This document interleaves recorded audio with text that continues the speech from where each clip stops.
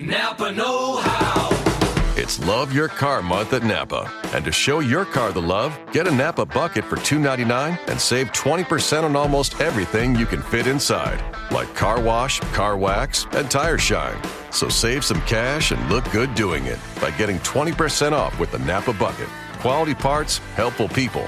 That's Napa know-how. Napa know-how. At participating Napa Auto Parts stores, exclusions apply. Minimum 3 items may not be combined with other offers. Offer ends 4/30/19. Hello, Wildcats. It's your boy Kev over here, and I just wanted to give you a quick disclaimer before we begin, letting you know that we are a comedy podcast, and we do cover true events and true crime and murders and mysteries and the movie True Lies sometimes. But anyways, we just want to give you a little heads up because some people don't like to mix comedy and crime, and that's completely respectable and understandable. But we just didn't want you to be caught off guard and surprised like Joaquin Phoenix in the movie Signs, when he's watching that video of that kid's birthday party and that alien walks by. Vamonos, children! I guess in the original script, they had that same scene, but it wasn't an alien that walked by. It was just Kevin Federline. He walked by, and I guess he had like a flyer for his upcoming CD, and he had like a little live concert he was throwing on. I'm rambling. But anyways, enjoy the show. All right, hashtag Wildman. Be good, stay safe, and laugh at the dark stuff. All right, fellas, like we practiced. Yeah. 2, 3, 4. Come on down. Come on down. Hanging with the brothers tonight, yeah. Come on down to the brothers Commonplace tonight. Alrighty, welcome everyone to The Brothers Commonplace, a comedy and crime podcast where we cover monsters, murders, mysteries, and more. And before we jump into today's topic, I want you to meet some pretty good boys. They can be found on the Banana Boat with Chris Paul and LeBron and I think Mello and whoever else is on there. I can't remember now, but these guys were also on there. I like that. What's going on, guys? This is Tim, or as them ladies like to call me, hey, who's that guy in the bushes? And if any of our viewers watch the show, I did just steal a joke from Mo from Simpsons. So yeah. What up? It's Spence, and the past week or so, I've taken up a job as a cable installer guy. I'm installing people's cable internet and so forth. The hours have been pretty long, so I've gotten kind of lax on shaving. And the other day, I showed up to do someone's cable. They were still asleep, I guess, and I knocked on the door, but they didn't answer, so I just was like, if I was them, I would rather get my internet today rather than have to wait another couple days. So I just started walking in and setting it up while they were sleeping in their bedroom. I figured, it'll be okay. They'll just see my uniform. They'll know what's up, or whatever. And then they came out, and it was this lady, and she screamed. And I think I maybe need to look for another job. Dude, holy shit. Dude, I thought it was leading up to... Wait, were you done? Go ahead. But because of that, people have taken to calling me Harry Scary Larry. See, dude, I was thinking you were going to be Harry the Cable Guy, but yeah. That was good, man. I love it. That was awesome. I love it. And it's your boy Kev, a.k.a. the Dirty Dog. And I guess recently we have been in the media. I just found out about this. Nice. Like, how sometimes... It's all fake news. This is actually true, though. Like, how during sometimes, like, police shootouts or, like, during times of war, things like that, they need people to get out of buildings. So instead of there being more violence, they just play super loud music for, like, hours and hours till they come out. Yeah, mostly Cher. Well... I guess I did that with one of our episodes, and it took like 4 minutes, and they just came right out. Like, I don't really know the details, but I guess there was like a bunch of kids stuck in a cave. Oh, my God. And they played like 4 minutes of one of our episodes. Those little bastards just came doggy paddling right out. Oh, yeah. It's funny then because that's the only time somebody has come out because of 4 minutes of one of our episodes. He was coming out of the closet, but and it I was going to ask, was that our episode Trapped in the Closet? That was a good episode. Alrighty, so today we're going to be talking about the Richardson Family Murders, a strange and bizarre case involving possibly the youngest person ever in Canada to be convicted of multiple first-degree murders. The sole surviving member of the family, Jasmine, was nowhere to be found when the family's bodies were found. Was she a Princess Jasmine, or was she in on it the whole time? Who knows? There's only one way to find out, boys. But before we jump into that, I do want to give a heads up. I do have like 3 or 4 things to cover. That's like including the Honorary Brother of the Week. But before we do that, you guys got anything you want to mention? Dude, that Expensive. part in Aladdin when Jasmine tries to be all sexy and seduce Jafar. There's no trying, my friend. Yeah. I mean, if my name's Jafar, there's no trying. The lamp, her tits, give them to me. I And also he yelled that. I also found fucking Lola to be hot, and she was a bunny. Oh, yeah, she was. Yeah. Oh. Yeah. Not too bad. All right, guys. So I do have something I got to fix. Last week, we had an honorary brother. If you remember, your average walk, and we made a couple stir-fry jokes, and there's also a couple Asian jokes. Yeah. Well, this one's on your boy, because there's like a couple E's in there together. It was actually your average E-walk, Oh, which man. makes a lot more sense. Holy shit, dude. But she did say all the jokes. I like both versions. She did say the jokes made her laugh, and she loved us a little bit more because of it. Dude, we Here's could what you have need had so to many do. Star Wars jokes, though. So I know. I'm Here's sorry. what you need to do. Get onto YouTube and type in Ewok Gospel and watch what comes up Yeah, it is pretty good. and thank me later. Also, I want to give a special shout out to a new listener. Her name is, I think it was Brianna. She sent us a message on Instagram saying that she really liked the podcast. And she just listened to the Annalise Michelle episode about the demonic possession. And she gave us a lot of information as well as sent us a link to a video to watch because I don't want to go into too much details, but she had a relative who had something that was very similar to that. And there's actually an autoimmune disease called anti-NMDA receptor encephalitis. I don't know if that's how you pronounce it or not, which is something like I never even heard of. But you pretty much get some of the same symptoms, and it's actually a disease, not like a mental illness. I'm pretty sure, are they making a movie, or maybe this is the one, but Chloe Moritz plays. Oh, that's what that is? Yeah, because Oh, that's shit. called Brand on Fire. See, I thought that was a sequel to Mrs. Doubtfire. Hello! But no, she sent some stuff to look at and some videos. And then I also was like, I'm sorry if we offended you in any way, just because we always make a lot of dumb jokes. But she said she wasn't offended at all, and she liked the show. Awesome. That's pretty scary. Oh, yeah, absolutely. Yeah. That part's not awesome at all, but sending us all that information, that's really awesome. We appreciate that. Because a lot of people don't know about that. Like, I never heard of it before. No, me either. Alrighty, so we got 2 honorary brothers. We'll just go through them real quick. The first one is Lauren Alexis, and she says, superb. Really dig this podcast. The guys are funny, and nothing is off the table. Y'all make my commute bearable. Hey, which one of us is the funniest? Andrew? She's like, probably Jeremy. Is there a kid on there named Tooth? And then also our second honorary brother is Autumn P. Smith. Love this show. Have a hard time listening to podcasts in general, but you guys changed my mind. Instant fan and very entertaining. We're the Nice. Gateway Podcast. Yes. I'm also happy that Joseph Gordon-Levitt found you at the end of the movie.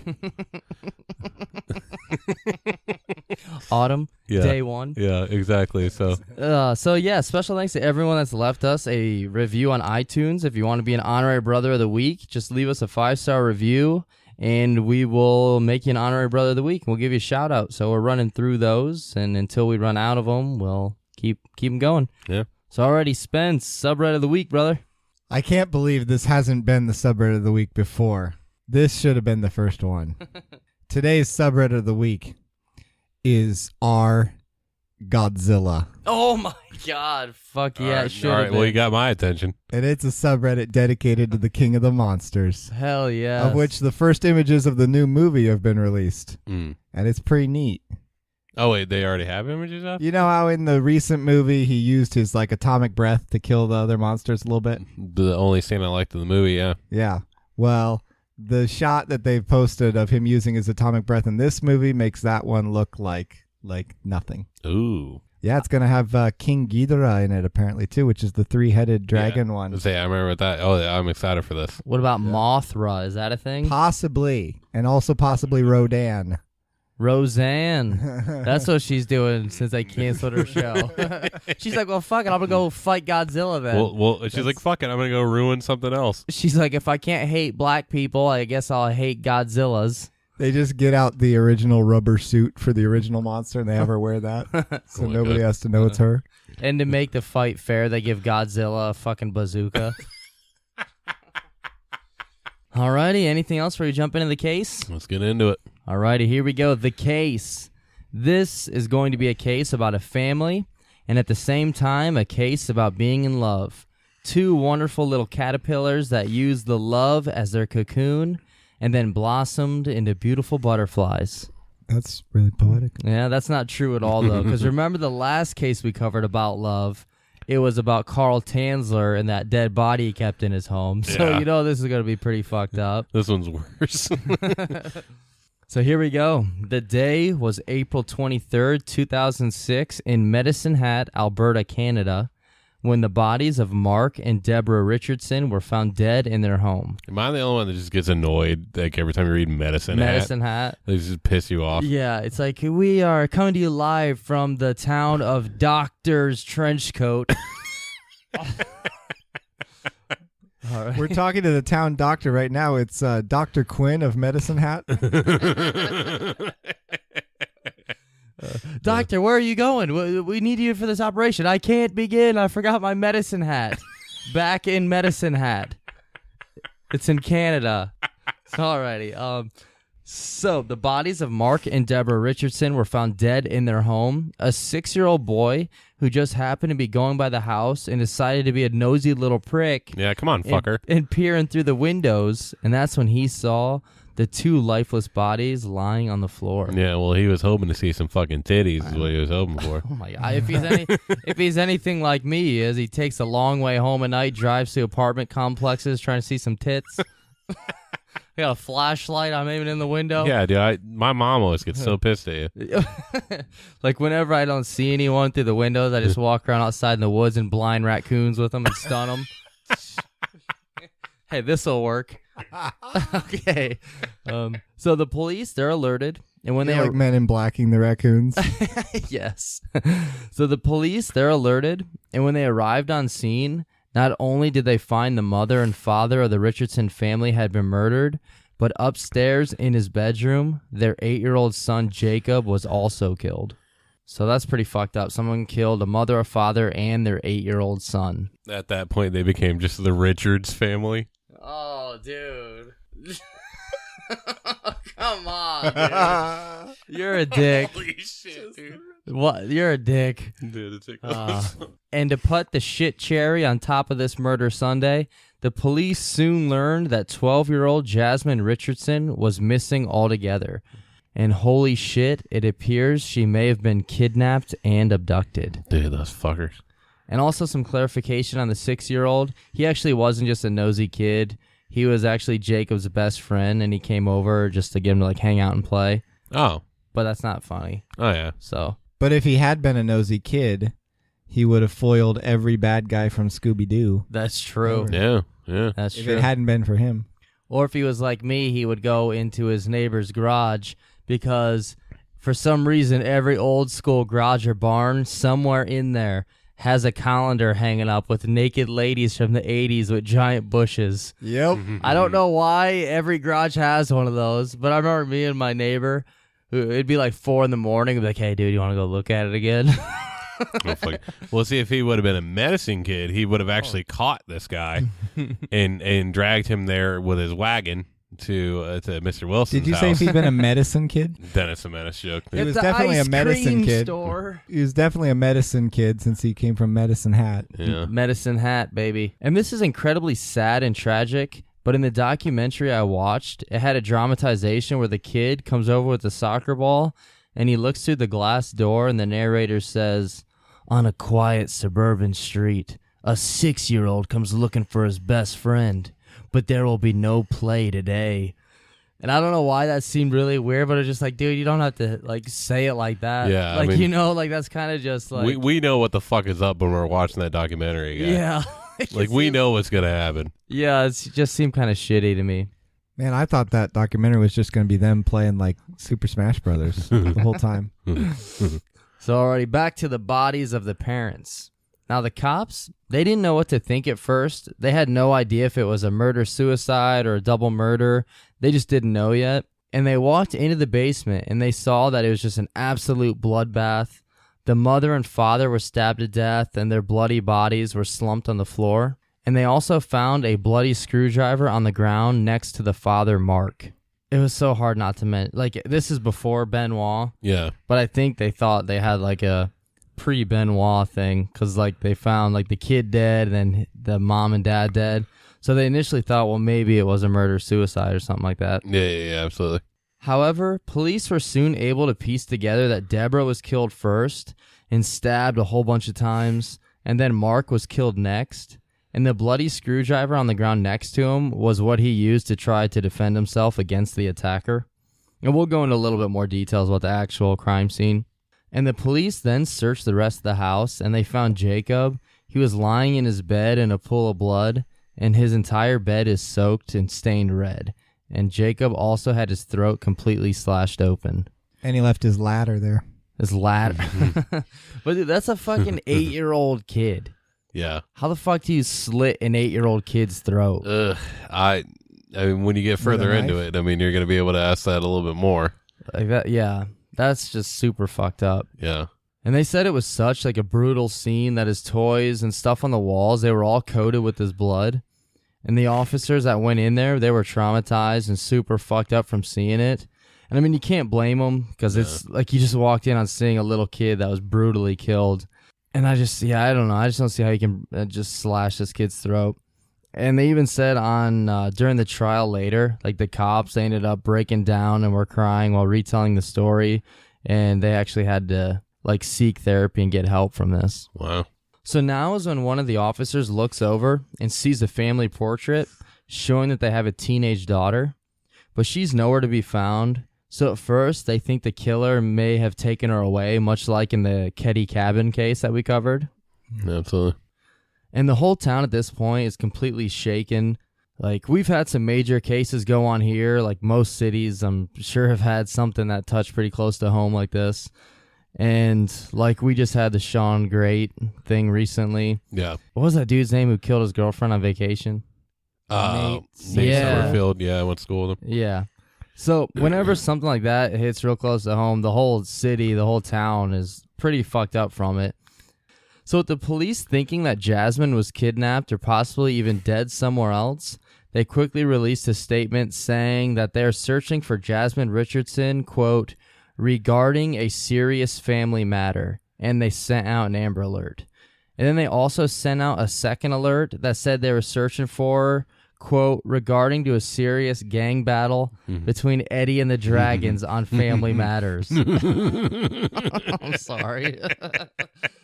I can't read Family Matter together, not think of Eddie and the Dragons. Well, I mean, they still hadn't figured that one out yet, so, I mean, that was of utter importance.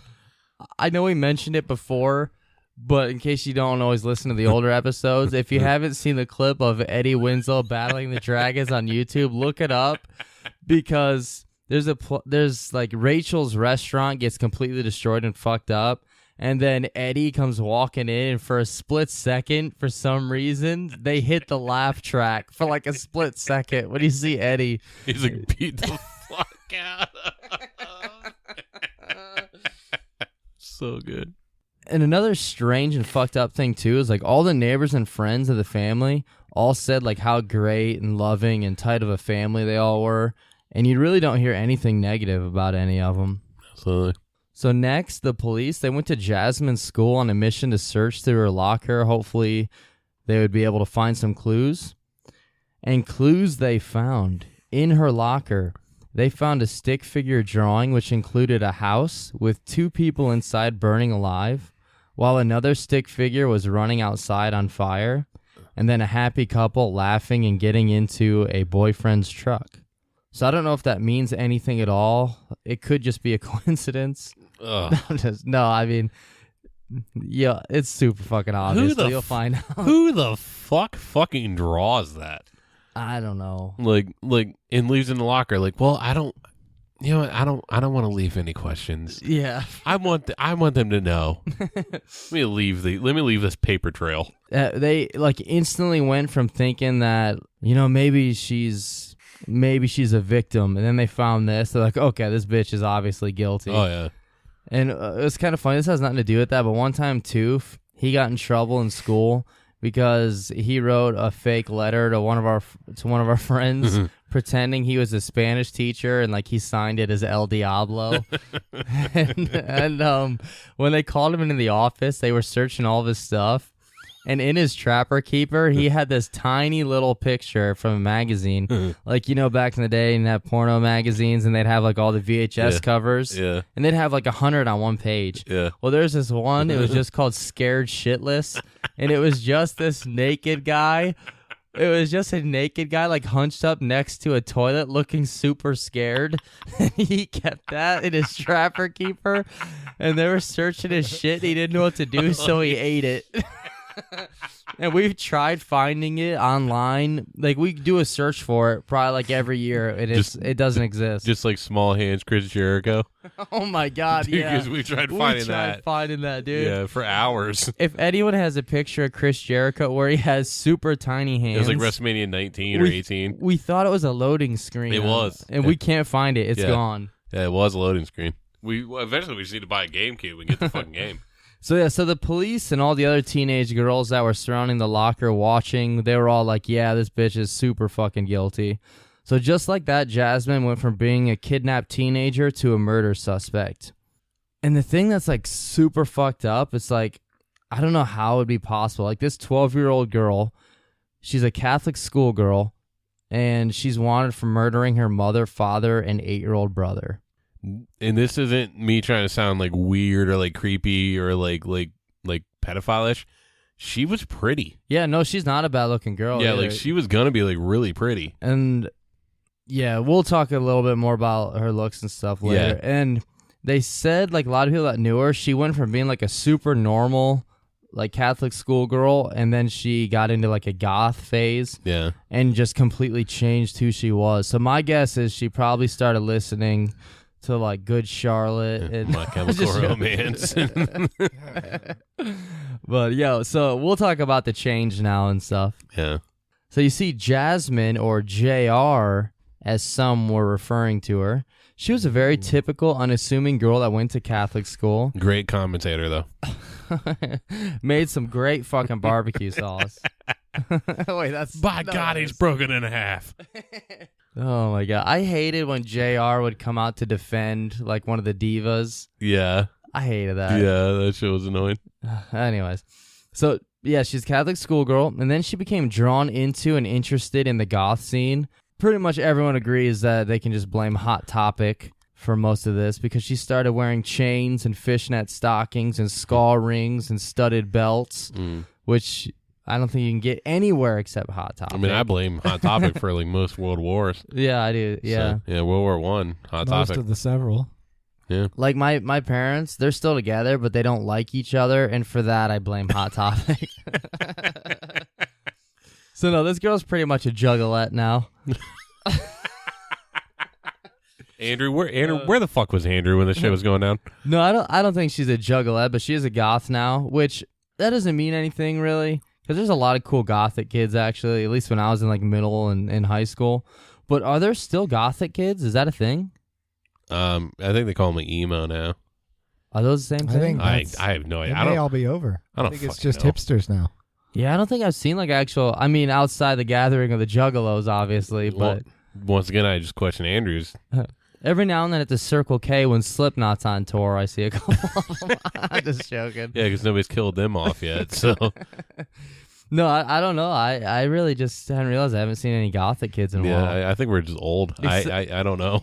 Except for when I come over here to record the podcast and I walk past the mirror on Tim's door, then I see a very fine gothic kid.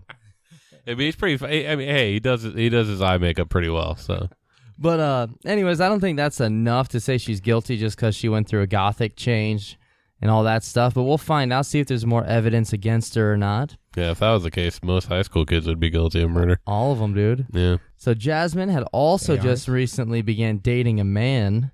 Yes, not a boy. an actual man named Jeremy Allen Stank. No, Or, I don't know if that's his. It's actually spelled Steinke. No, it's just to go with Stank. So I was like, dude. I'm either gonna call it Stank or Stanky. Let's just go with Stank. Stank. Yeah, So, so it was Andrew. so yeah, I said man, not a boy. This motherfucker's 23 years old. He's an unemployed high school dropout. He looks like a fucking idiot. Like, he looks like Flea from Red Hot Chili Peppers. Dude, he fucking does. But, like, way more crackhead looking. Yeah. And there's certain words I don't use, like, at all. But whenever I was, like, researching this and typing this up, I kept, like, the word dipshit kept popping in. And, like, I never say dipshit, but I wrote dipshit in this thing, like, 100 times. So, yeah, this dipshit douchebag. Pretty much just picture any dipshit at your school named Chad, and that's pretty much what this guy looks like. Dude, I swear to God, I don't know why. I was hoping when you were like, I don't use words at all. Like, I don't use this word at all. I just kept typing it. I don't know why. I was hoping it was going to be the word queef. Like, I don't know why either. I was just hoping you're going to say queef. Dude, like, I never say this at all. I never refer to anyone as jerk-offs. But when I'm driving, that's the only insult I use. I'm like, what's this fucking jerk-off doing? And I never say that anywhere else. But when I'm driving, I was like, oh, this fucking jerk-off doesn't have a turn signal? I mean, I always follow Kevin, and I try to pass him, and I never have a turn signal. What's this fucking jerk-off doing? You're just like, yeah, I'm on the two-seater bike with you, Kev. I'm like, oh. And it's also no surprise that this dude, he abuses drugs. Oh, and one more interesting thing here about Jeremy Stank. Just a minor note here. I almost didn't even think about including it because it doesn't mean anything. Do you need to? I don't think you need to. But he carries a small vial of blood around his neck, and he tells everyone that he is actually a 300-year-old werewolf. Which, that's the one thing about him I don't see anything wrong with. Yeah, this is fine. I don't blame Twilight at all for this. I hear, Those like, weren't even out in 2006. Weren't the books? Maybe. I'm pretty sure they were. he has like that little vial of blood, and At least people, one of them. and people like see him I know I drinking stood it. in line. Oh no. And people see him drinking a little vial of blood. Like, what the fuck you doing, man? You drink blood? He's like, yeah, I'm a fucking werewolf. They're like, give me that. Let me try it. And it's Faygo Red Pop. Oh, my God. And then we confirm that it's Andrew. Yeah, like, Andrew, what are you doing, man? Did anyone ever ask him if he likes werewolf movies? Well, we don't have to because we have the video of him saying that he does. She brings him over to meet her parents. Like, so, Jeremy, besides, like, you know, heroin and shitty music, what are you into? I like werewolf movies. All right. And then afterwards, like, it's really quiet. He's like, I also like Scrabble. Yeah, like Scrabble, I like Hustler. I've been working on this Rubik's Cube for like 12 months. He's one of those people that just takes the stickers off and just, I solved it. I'm fucking good. Well, like, that's how you get a Rubik's Cube. You're holding a Bop It. Dude, we got this guy fucking figured out, man. So now that we just made fun of him for a while, there is some stuff about his upbringing. Like, his mother was an alcoholic, and whomever she was dating was usually pretty abusive to Jeremy, and he was bullied when he was in school. So a lot of this led to him having to pretty much just being a piece of shit and him dropping out of school. And also at the age of 13, he was diagnosed with depression and hyperactivity, and he even tried to hang and kill himself. Oh, damn. Too bad that didn't work.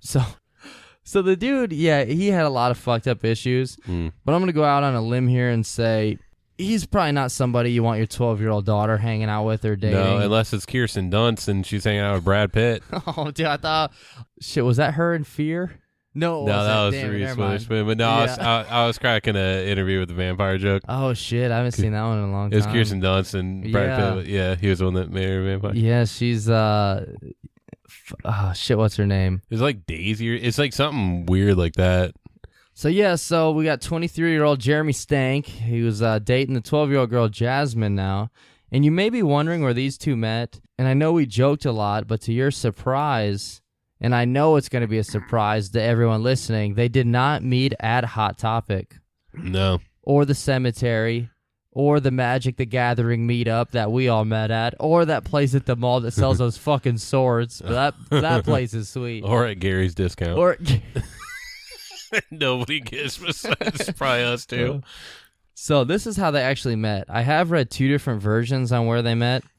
And the first one is supposed to be the one they actually did meet here, and it was at a punk rock concert. They didn't say what band, but based on like them doing drugs, having sex, and murders, I'm guessing it wasn't Yellow Card.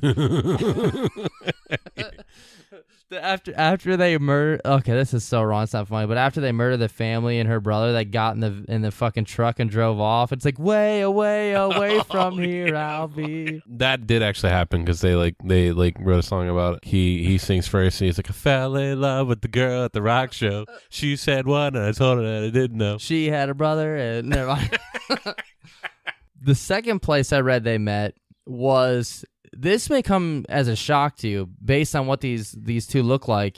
VampireFreaks.com, which I'm going to be honest, if that did surprise you, then you are the dipshit, because I think the first thing I realized after looking at them was they probably met at VampireFreaks.com. And looking at that, we didn't even know VampireFreaks.com existed.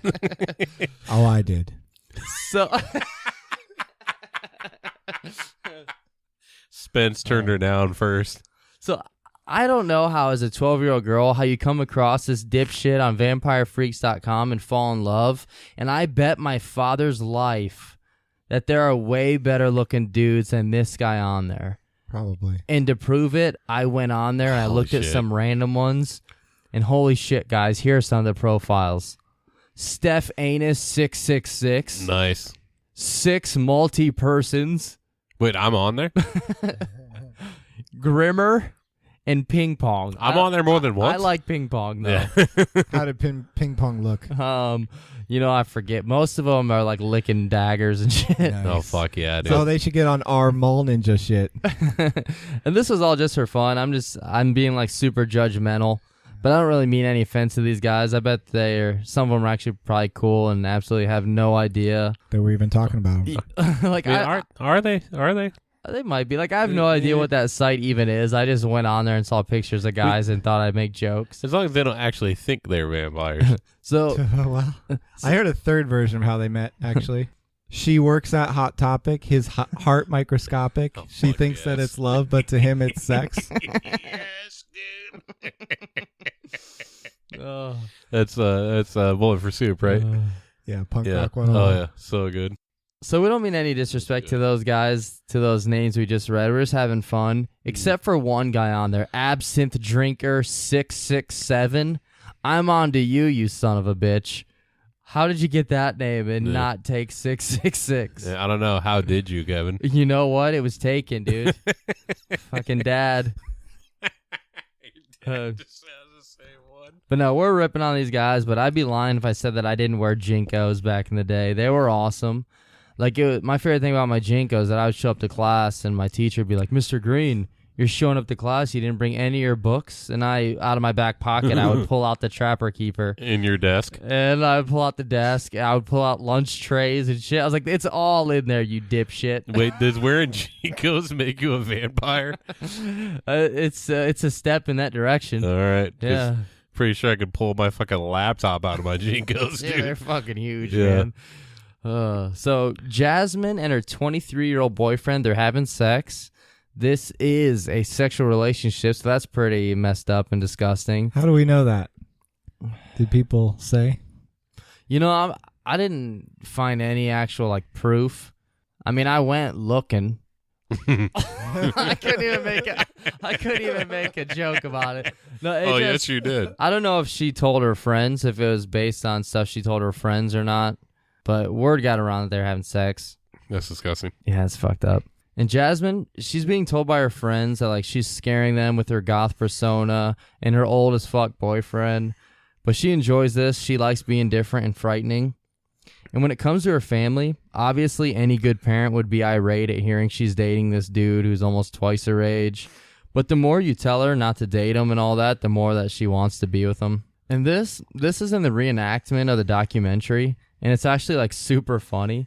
Like, Jasmine comes home from school and she walks in the door into the kitchen, and the family's all sitting in the kitchen, and then she like fucking hip tosses her backpack onto the kitchen floor like super hard. Oh my god! And the dad is like, "Whoa, where the hell have you been?" And Jasmine, she goes to the fridge and her little brother's about to drink this juice, and then sees how like the stuff going down, and he puts the juice down like, no, I can't drink this right now. Something's about to happen. Oh my God, yes. And then Jasmine, she pulls out the orange juice. She takes a lid off it while staring like deep into her dad's eyes, and then she drinks out of the jug. And the dad just fucking loses his shit. He stands up. He's like, God damn it. You give me that, and I want an answer now. But it's like so funny because they just have like a stare down, and then she drinks out of the jug, and he's like, God damn it. Holy shit, Oh, it was dude. fucking good. Dude, if I could change that, like, it'd all be the same, but instead of drinking out of it, she just farts into the jug. If I could change anything. And then the brother ends up... That's not funny. It's going to be... The brother, like, ends up becoming Scorpion, which made no sense at all. He just says, get over here. Get over here. He says it to the jug after she farted into it. She farts in the jug. Get over here. And he fucking shotguns it.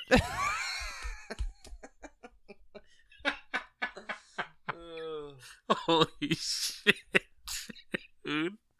Oh, man.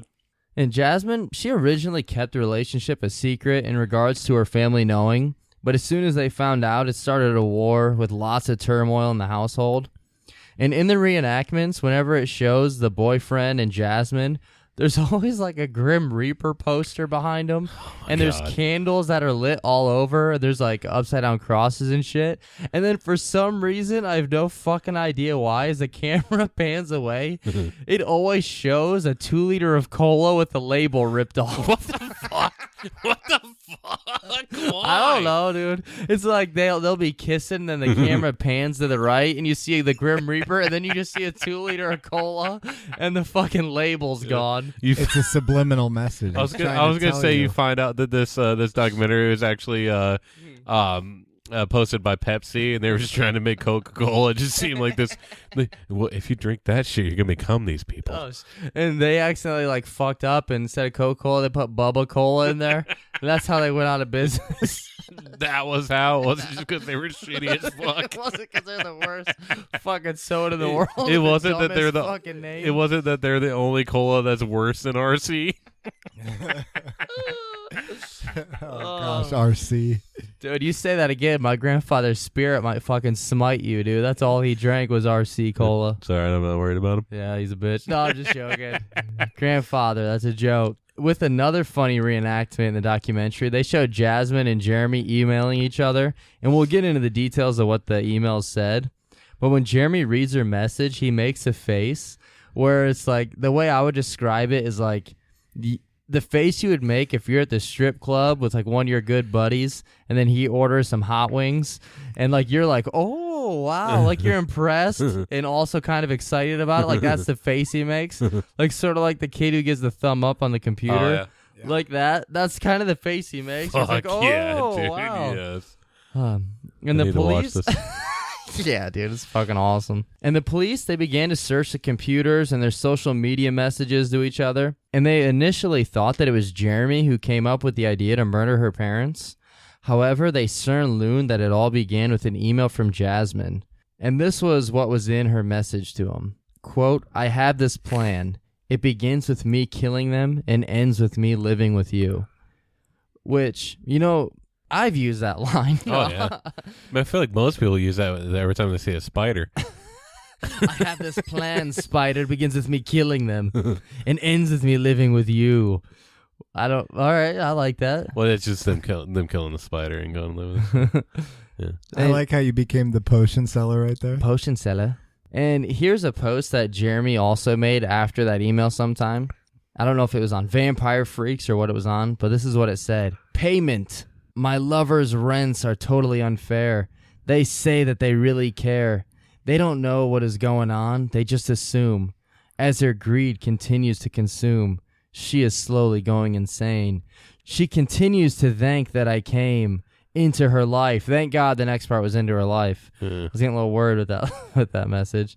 To help her out and to stop what they keep trying to shout. It's all total bullshit. Their throats I want to slit. They will regret the shit they have done, especially when I see to it that they are gone. They shall pay for their insolence, which is horribly misspelled. Oh, yeah. Finally, there shall be silence. Their blood shall be payment. And this was a month before the actual murders took place. And just to reiterate from things we said earlier, this is a 23-year-old guy talking about just fucking a 12-year-old girl and about how her parents are mad about it. Yeah. And why would they be? They're good parents. Yeah. That's the thing, is like, how dare they get mad about this? it's like they created this whole narrative that doesn't exist. Yeah. Just because she's like she's like spoiled about it. She's like pissed off that her parents don't want her as a 12-year-old dating an unemployed 23-year-old high school dropout who thinks he's a fucking vampire and looks like he's done heroin since birth. Like, he looks like that he was fucking, like, he kind of reminds me of like Matt Damon as singing on Eurotrip a little bit. When I'm picturing it in my head. Yeah, a little bit, except way worse, but a little bit. Scotty doesn't know. So, alrighty, here are the crime details. So the parents, they're killed in the basement, and then her little brother is killed in his bed upstairs. The parents are killed first, and then the brother's killed last. And during the murders, it's kind of, you see some conflicting information, but it sounds like it was just Jeremy down in the basement, and Jasmine was upstairs. She may have been downstairs for part of it, but I think that she was upstairs the whole time, though, honestly. Yeah. So here are the details. In the middle of the night, Jeremy goes in through the basement wearing a black mask, which I don't know why he's wearing a fucking mask if they're planning to kill everyone. Because he's an idiot. And also another part of the documentary, I don't know why, it's not funny, but everything in that thing cracks me up. Like, after they kill the parents, he runs upstairs, and then he rips the mask off. Oh, my God. Like, well, what was the point of wearing the mask then? You're not yeah. even done yet. So, alrighty. First, Jeremy attacks Deborah by stabbing her 12 times. One of those stabs was 12 centimeters deep and into her heart. Then Mark, he heard her screaming, so he runs downstairs to help Deborah and see what the hell was going on. And then Jeremy jumps him. He stabs him 24 times. 9 of those were stabs in the back. And Mark tried to fight back with a screwdriver, but Jeremy had a knife, and unfortunately he wasn't able to fight him off. And then Jeremy goes upstairs, and Jasmine is said to be in her brother Jacob's room with him, so he's 8 years old, as we mentioned. And it's weird, I don't know why, but in all the articles and research I've done, they mention it as, and then they crept up into his room, or they crawled up to his room. I don't know, they use like... They're all really weird. Yeah, they all use real weird descriptions for some reason. So Jacob, he's sitting in his room, he's super confused and scared. He heard his mom screaming, then hears his dad run downstairs, and hears him yelling, and hears a fight going on. And this is just a little kid, a little helpless kid, and he sees his sister come into his room, and he probably thinks that, like, for a second, maybe she's going to help him or calm him down or anything. But no, she stands over him with a knife, to which Jacob is then pleading for his life, begging her not to, and asking her why she's doing this. And then she stabs him 5 times and slits his throat. So that's super fucked up. Oh, yeah. So we don't know, actually, if she was the one that slit his throat. Jeremy says it was her. Yeah, everything I've seen says it's her. And she says, I think she said it was him, or I don't know if she acknowledged that or not. Yeah. But he said that she did it, and he was standing in the doorway. Yeah, everything I've seen says it's her, but I mean, who knows? So why did this happen? Why would Jasmine want this to happen? The plan was to murder her family so her and her dipshit boyfriend could run away together. Her parents, they weren't happy that she was dating a dude that was twice her age, and the fact that he was a complete dipshit that liked to drink blood and pretend he was a werewolf. However, though, in Jeremy's defense, he may not have known that she was 12, because on VampireFreaks.com, under the name Runaway Devil, she claims that she's 15. Oh, man, that's so that much makes better. A fucking huge difference. Wait. Did he get? Is he innocent then? They told him, like, oh my God, we didn't know Runaway Devil was her, and she said she's 15. You're free to go. What a piece of shit. Everything's fine, guy. And in just a total super douchey fashion, and not because of the actual like movie, like I like this movie, but just because the way they did it, they watched Natural Born Killers a few hours before doing the murders. Yeah. And that's kind of like they like looked at that movie like, oh, they kill her family and run away together happy. And Jasmine, I believe, she had actually talked to friends about how she wanted to kill her parents and all that stuff, but no one really took that seriously because there's a lot of times as a kid you're like, oh man, my dad pissed me off. I wish he would just go away forever and stuff like that. So no one really believed her. And it only took 2 hours for someone to notice Jeremy and Jasmine. After the murder, 2 hours, they were seen at a restaurant. They were laughing and kissing and just having like a great time. Yeah. 2 hours after doing this. Yeah. Guess that's all fine. And if you're wondering if old Romeo and Juliet got away, no, they did not. No, because they're both idiots. The very next day, just 80-ish miles away, they were arrested and charged with 3 first-degree murders, which I didn't know they could do that. I thought if you committed like any number of murders, if you got at least close to 80 miles away, I thought you were just able to walk away free. Why 80? Well, why would you stop at 80?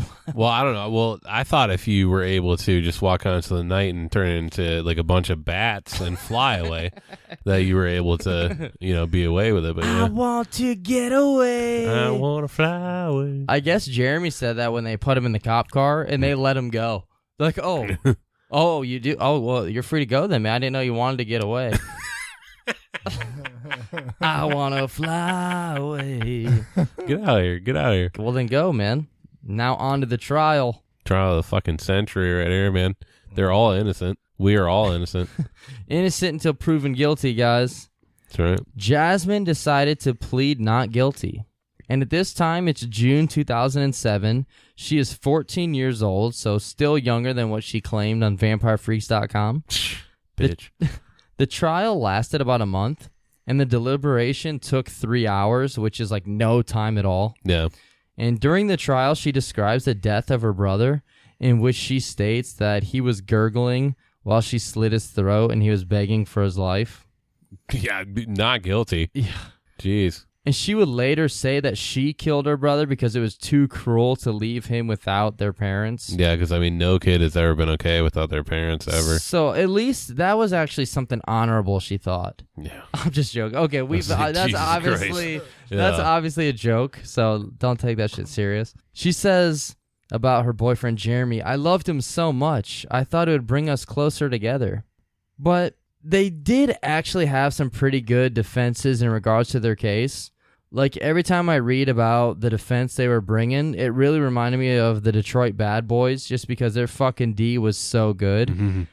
And this was her defense. She said that she had hypothetical conversations about killing her family, but she didn't intend on ever going through with it. So you still did. So I don't know how that's your defense. Okay. But all right, I get it. You know, I'm still okay. Yeah, we're on board. Yeah, I get that. Let's see what Jeremy's defense is. I bet his is pretty good. His lawyers argue that Jeremy was in an alcohol and drug-fueled haze when he snapped and began to murder Jasmine's parents. So, okay, that could help. What else you got? And then they described him as a love-struck, immature man who would do anything to keep Jasmine's affection. That's his defense. All right. Okay, all right. Hey, guys, coloring books at Walmart aren't that expensive. You fucking dated somebody that young, dude. Get her some fucking Crayola crayons, coloring book. You could probably keep her attention right there. And his friends would later testify saying that he asked them for help to get rid of her parents also, because he was worried that she would leave him if something didn't happen to her parents. He was worried that she would leave him if she got an F on her social studies test. No, Jeremy, I know you want to come over and compare our scars on our wrists and you want to burn my Simple Plan CD. But I got a big test coming up in home ec. And Jeremy, this piece of shit, he tried to lessen his charges to second-degree murder to manslaughter. And they were like, motherfucker, you killed a father that fought for his family until he couldn't anymore because you stabbed him 24 times after you murdered his wife. Yeah. So fuck off. And both were obviously found guilty and convicted on 3 counts of first-degree murder. So Jeremy, he is to serve 3 life sentences, but he is eligible for parole after 25 years. Jasmine, holy shit, she actually got the toughest sentence of them all. Oh, yeah, sure she did. I was actually like, holy shit, man. I was like, Judge, go easy on her, because they asked me what I thought. I was a juror, and I was like, you know what? I know all the evidence is there. just go easy on her. This sentence was fucking brutal. She was sentenced to the maximum sentence for a youth. Holy shit. I don't even want to say it because it's so fucking major. It's annoying as fuck. 6 years in jail, which she already got credit for 18 months of time served, followed by 4 years in a psychiatric institution, and then 4 years of supervision in the community. So that sounds pretty confusing, but here's the important shit to know. By May 2016, her sentence was complete.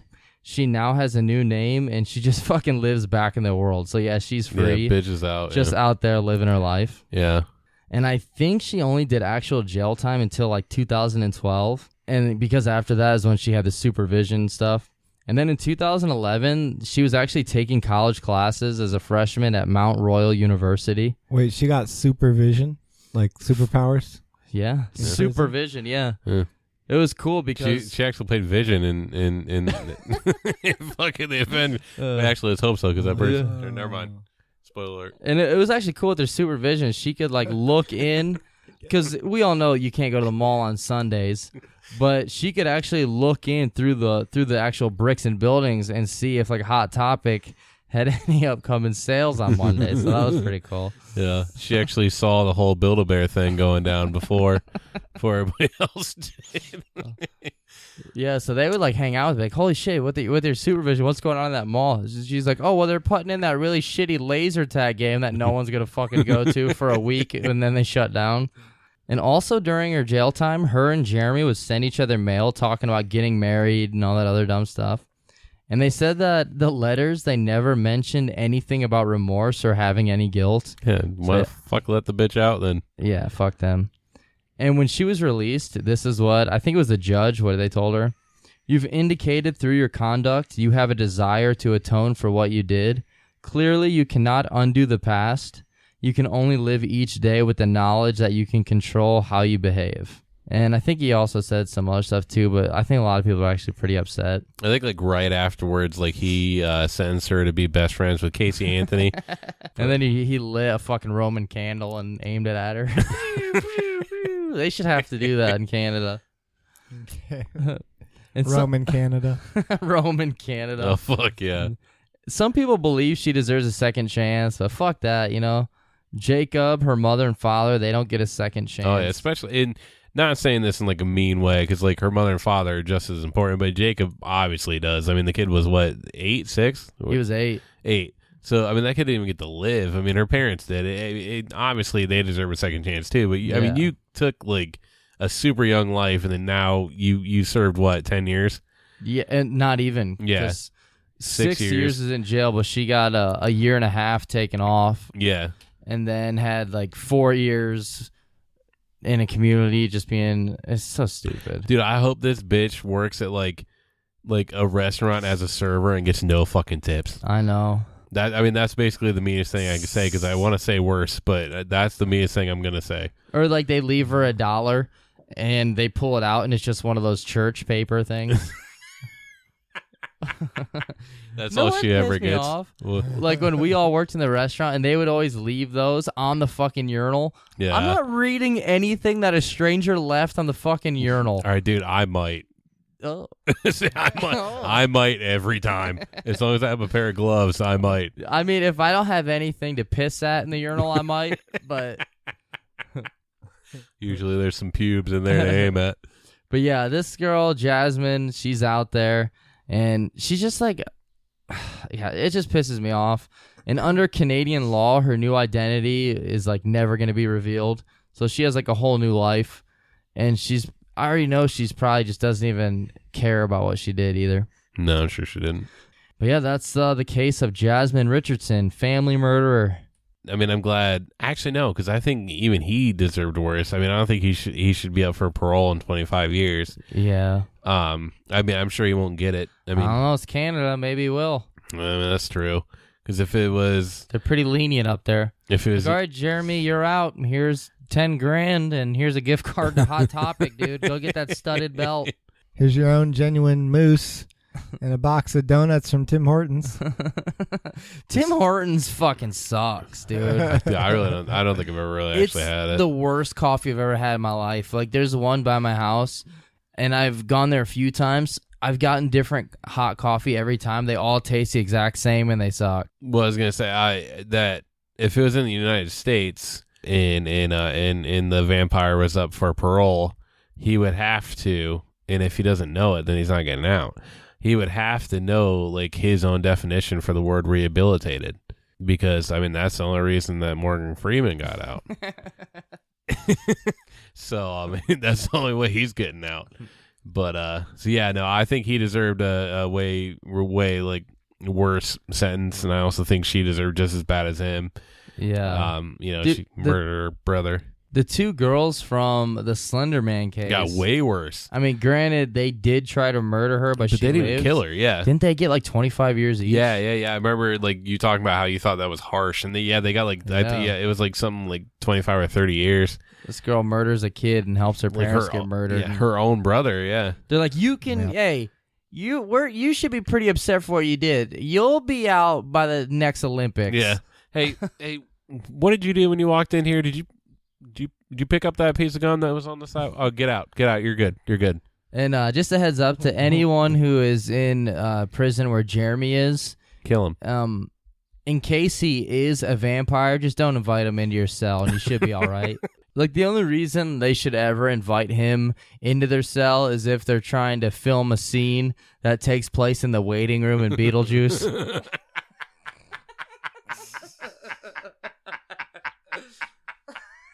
He plays with those people that's been like dead for years, just sitting there. Oh, what do you think, Spence? Yeah, it's a fucked up case. There's a lot of fucked up people in this world, and apparently at least two of them are in Canada. At least two. Well, hell, we just got a picture of one of our honorary brothers. We sent him a birthday card, and they just sent us a picture of him opening it. Hell yeah. No, fuck Dude, yes, so funny. dude. Hell yeah. Oh, yeah. All right, brother shitheads. Thank you for listening to our show. I don't really mean that. We love you guys. He means it. I do at different times. Anyway, if you'd like to help the show out, please do so. You can follow us on social media. You can share it with your friends. You can find us on Facebook and Twitter. You can leave us a review and a rating on whatever podcast app you use, and especially iTunes. And you can also leave us feedback. You can write us a message on Twitter or Facebook. You can also send us an email with the address is brotherscommonplace@gmail.com. And we love all of those things.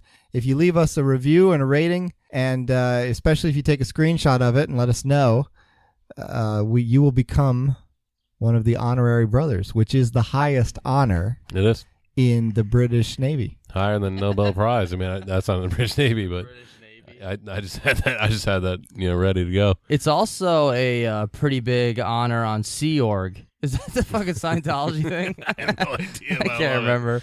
There's something where you have to sign like a contract to be part of, and it's for like 1,000,000 years. So like if you do die and there is an afterlife, you still have to be fucking loyal to them. Oh, fuck yeah, dude. Now, I mean, Sea Org almost sounds like one of these people that go out there and like fight whalers. it kind of does. Yeah, I was thinking about something like Fuck that. yeah, dude. I was going to say, if it's Scientology, there's nobody in here coming out of the closet. We're fucking staying in there. And so special thanks to everyone that's left us a 5-star review on iTunes. And if you haven't left us one yet, it would mean the world to us if you would, and we'll make you an honorary brother. And that's all from me. Awesome.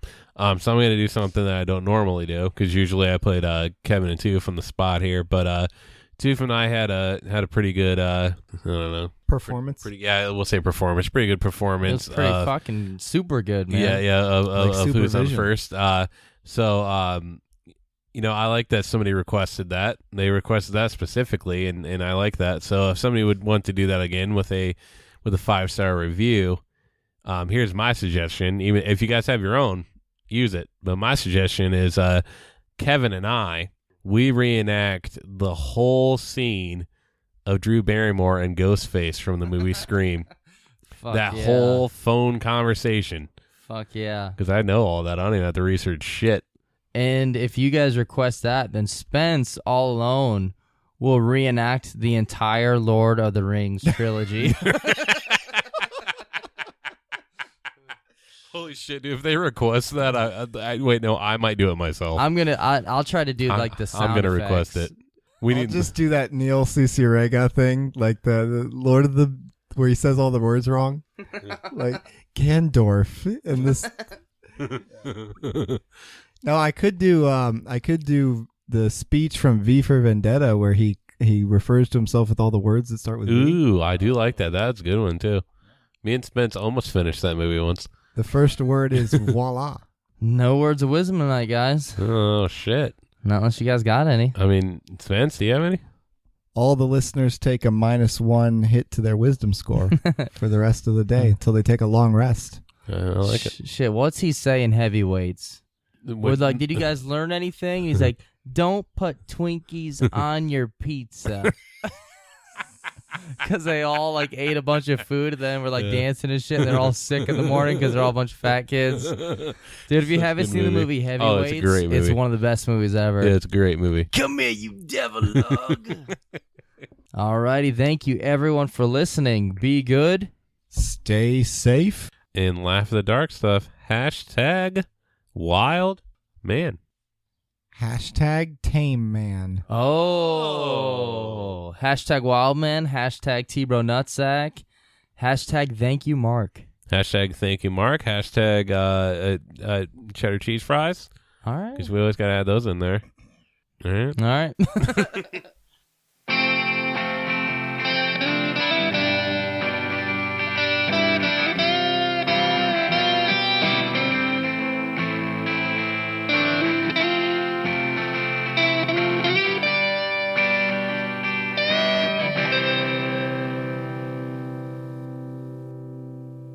Napa know-how. This month, get a 5-quart jug of Napa Full Synthetic Motor Oil plus a Napa Platinum Oil Filter for $21.98.